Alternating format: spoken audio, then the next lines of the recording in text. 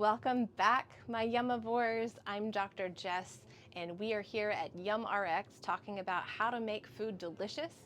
Season 1, all about fiber. We're going to talk about adding things to our diet that have fiber that are delicious. And today's episode is a sweet treat. Today's episode is all about berries.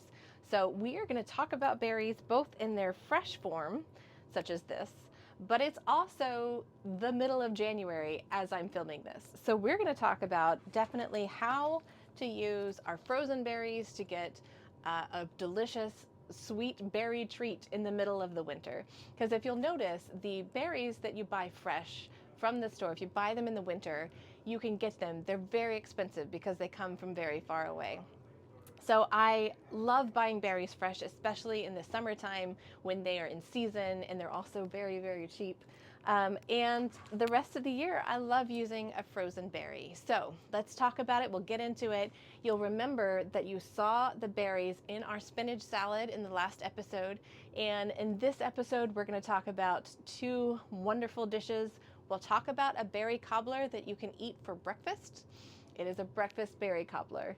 And then we are going to talk about how to put some sliced strawberries on toast and have a chocolate, strawberry, nutty, delicious moment for dessert as a special treat, or really whenever you want. All right, so without further ado, let's yum it up.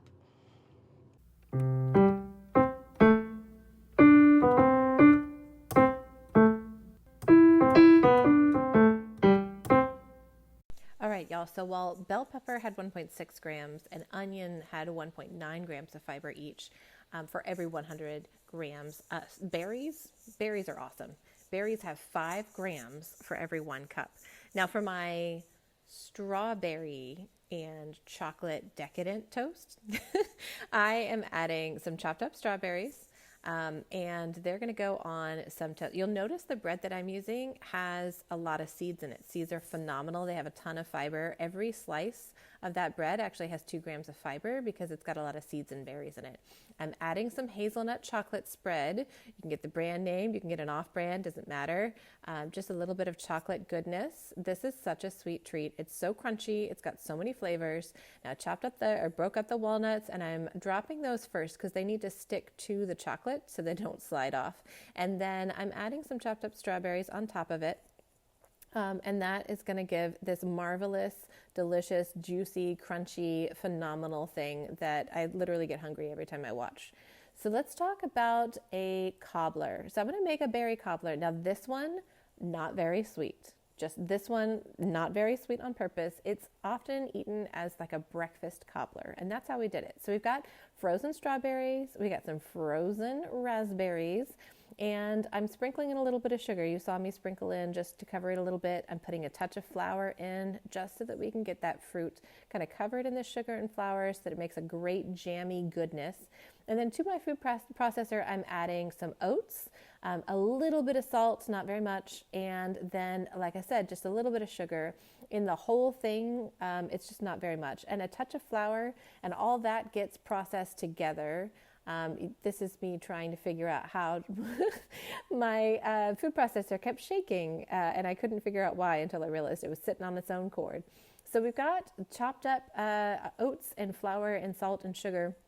We're going to add some cold butter to it, and we're going to process it or chop that up. If you're doing it by hand, you can just sort of mash up the bits of butter until they are very small.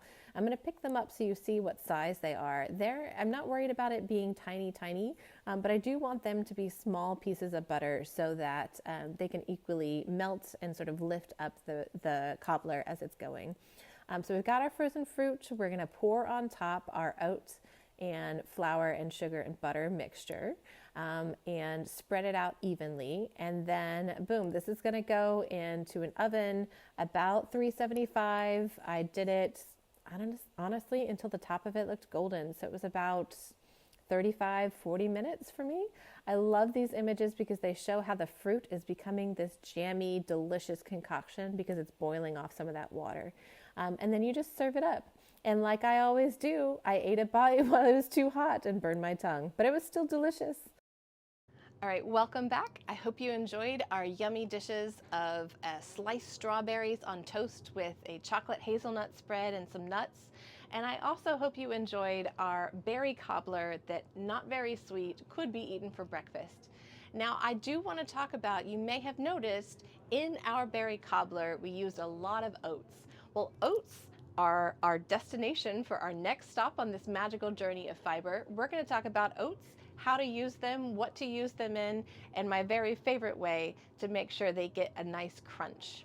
All right, so I will see you in our next episode where we'll talk about oats on our magical fiber journey. All right, see you then.